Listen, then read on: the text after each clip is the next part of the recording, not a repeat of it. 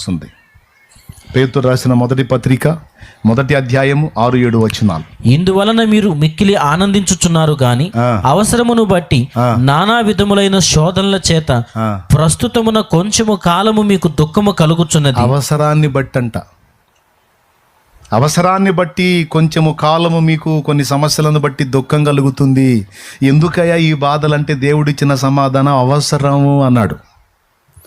ఏం అవసరం అంటే వాటి ద్వారానే నువ్వు శుద్ధ సువర్ణం కావాలి, వాటి ద్వారానే నీలో ఉన్న దుర్లక్షణాలన్నీ తొలగిపోవాలి, వాటి ద్వారానే నువ్వు శుద్ధీకరణ పొందాలి. అర్థమైందా?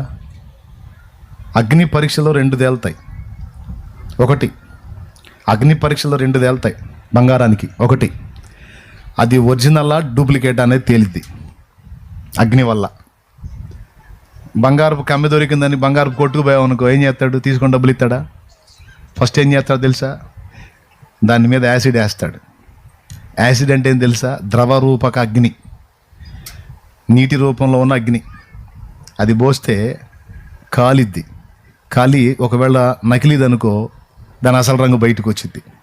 ఒరిజినల్ అనుకో ఇంకాస్త మెరిసిద్ది. స్తోత్రం, హల్లెలూయా. అంటే 2కి ఉపయోగపడేది అగ్ని. ఒకటి అది ఒరిజినలా నకిలీయా తేలటానికి. రెండవది ఆ అగ్నిలో కాల్చినప్పుడు దాని లోపల ఉన్న మురికంతా శుద్ధీకరణ పొంది శుద్ధ సువర్ణం అయితే. మేలిం చేసిన బంగారానికి రేట్ ఎక్కువ, మేలిం చేయని బంగారం రేట్ ఎక్కువ. మీకు తెలియందిగా చెప్పండి.